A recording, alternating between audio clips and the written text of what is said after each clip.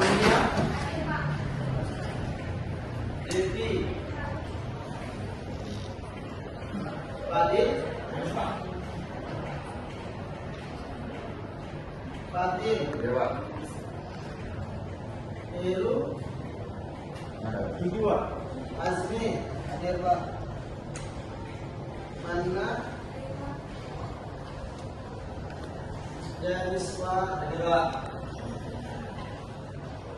Fatihul, Hadir Pak. Miftahul,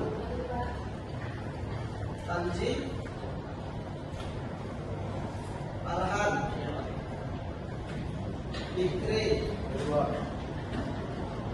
Asli,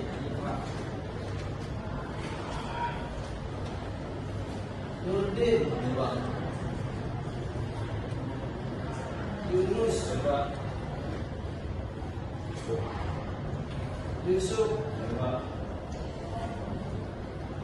Naufal, ada, Naila, Rahmat, Rido,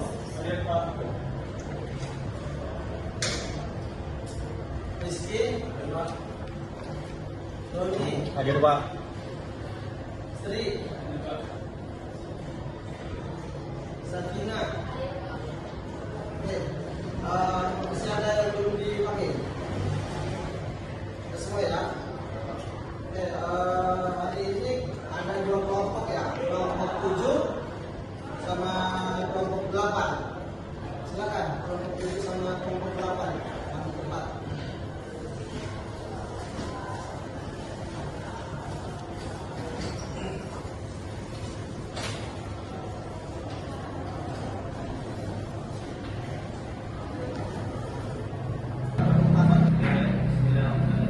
Assalamualaikum warahmatullahi wabarakatuh.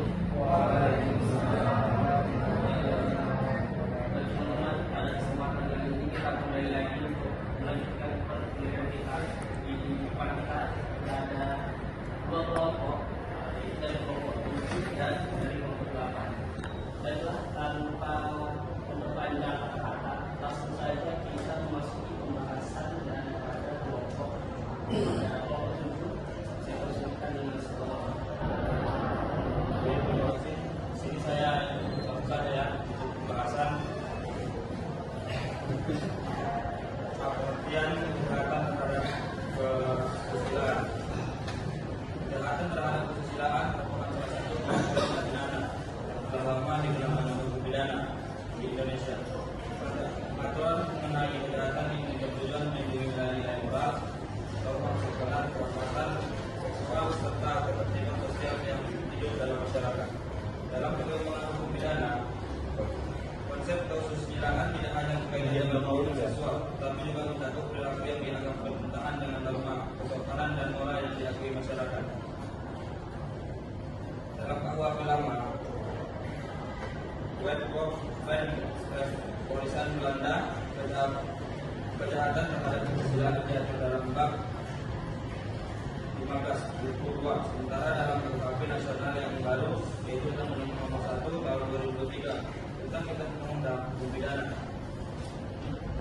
pengaturan terdapat dalam buku kedua bab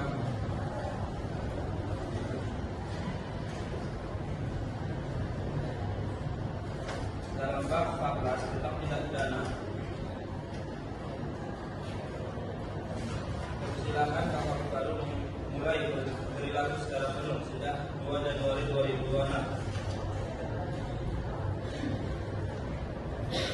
Menurut hukum pidana, bentuk kejahatan kesusilaan antara lain: pertama itu ada perbuatan cabul di muka umum, kedua ada pornografi dan penyebaran tulisan cabul, ketiga ada perizinan, yang keempat ada pemerkosaan, yang kelima ada pencabulan terhadap anak, yang keenam itu ada perdagangan perempuan dan anak-anak. KUHP baru mendapatkan pengaturan kesusilaan dalam buku kedua bab 14 tentang tindak pidana kesusilaan, dan ini terdiri atas berbagai bagian yang mengatur pelanggaran kesusilaan secara lebih komprehensif. hanya dengan perwakilan.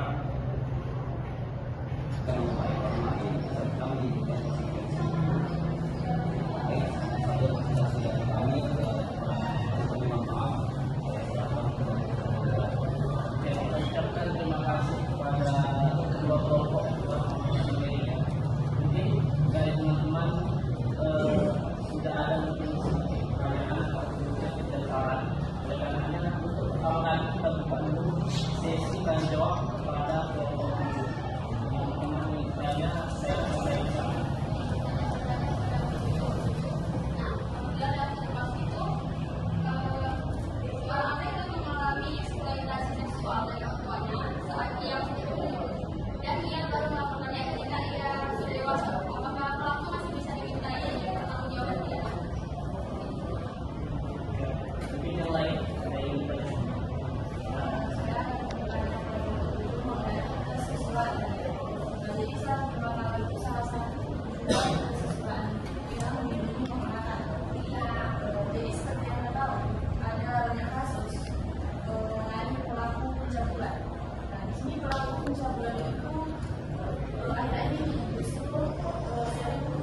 Dilakukan oleh orang-orang yang seperti pejabat atau tokoh agama besar.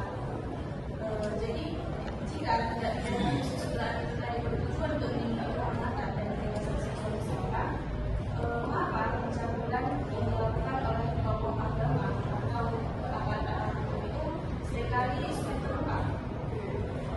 Mungkin oleh guru ngaji atau oleh guru di sekolah dan lain sebagainya. Namun ketika tidak ada keberanian dari seorang anak tersebut untuk membuat laporan polisi, namun dia membuat laporan ketika nanti dia sudah beranjak dewasa, kita bilang. Mungkin kalau di dalam hukum pidana kita kategorikan 18 tahun ke atas. Baru dia berani untuk membuat laporan terhadap kejahatan yang telah ia alami pada saat dia berusia masih di bawah umur. Apakah masih berlaku dalam kategori pembuatan laporan? Kita lihat terlebih dahulu, apakah sudah masuk dalam kategori daluarsa atau tidak perkaranya. Di dalam Undang-Undang Hukum Acara Pidana, dia mengatur di dalam pasal 78, mengatur tentang daluarsa. Ada masa daluarsa terkait seseorang boleh ditetap membuat laporan atau tidak terhadap tindak pidana yang ia alami. Di dalam Undang-Undang Hukum Acara Pidana yang lama itu mengatur sampai 12 tahun dari kejadian. Dalam Undang-Undang yang lama 12 tahun berarti kalau dia mengalami pelecehan di usia 7 tahun, tambahkan aja 12 tahun dari pelecehan tersebut sampai dengan 12 tahun. Lewat dari 12 tahun, perkara itu tidak bisa lagi dilakukan pelapor.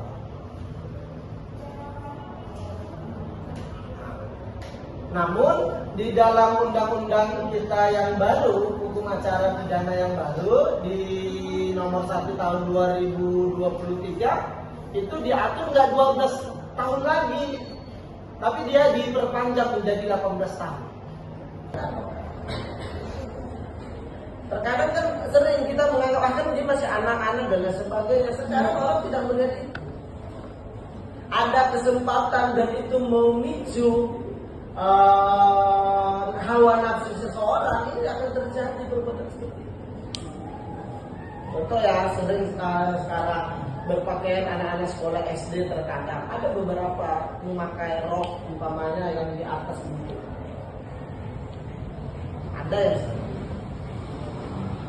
yang ini juga akan memicu adanya perbuatan-perbuatan yang seperti itu, yang melatar belakangi, yang mana kita lihat kebanyakan mungkin ada guru-guru yang memang sudah duda. Ini juga menjadi pemicu. Nah, hal-hal ini juga sangat penting bagi orang tua untuk melakukan pengontrolan bagaimana cara berpakaian seorang anak. Itu yang juga yang harus kita lihat. Terus tadi ada pertanyaan, kenapa agak sulit kalau pembuka-pembuka agama atau orang-orang hebat untuk dilakukan penindakan secara hukum. Nah, menurut undang-undang tidak ada yang sulit untuk dilakukan penegakan hukum, melainkan penegakan hukum terkadang menurut kita lambat dalam menangani perkara yang mungkin kita bilanglah untuk X umpamanya. Kenapa ini terjadi? Pertama, ada ketidakberanian masyarakat untuk melakukan pelaporan terhadap, bukan berdasarkan undang-undang yang lemah, melainkan masyarakat atau orang tua dari korban yang memiliki pemikiran takut atau bagaimana dia orang terpandang dan sebagainya. Ini penyebabnya bukan dikarenakan gara-gara dia orang hebat, gara-gara dia orang tokoh atau ulama dan sebagainya, bukan itu. Tapi tolak ukur oleh masyarakat yang hari ini menganggap bahwa ketika saya laporkan nanti dia orang hebat, kami bagaimana dan sebagainya, bukan itu. Sehingga ketika ada pun hal-hal ini terjadi, seharusnya masyarakat atau orang tua, keluarga dan sebagainya laporkan saja. Dan itu akan diproses dan tanpa melihat siapa yang dilaporkan. Undang-undang tidak pernah melihat harus menghukum orang yang besar umpamanya, harus menghukum yang kecil atau sama semua, yang kecil, yang besar, undang-undang harus akan tegak untuk menghukum seseorang. Kalau memang orang tersebut terbukti melakukan perbuatan seperti yang dituduhkan. Namun dalam pengaplikasian masih ada beberapa hal yang kita tadi bayangkan terjadi dikarenakan adanya koneksi-koneksi yang dibangun para orang-orang hebat lah kita bilang. Sehingga untuk mengantisipasi itu terjadi, makanya hari ini adanya teknologi yang mungkin bisa kita bantu melalui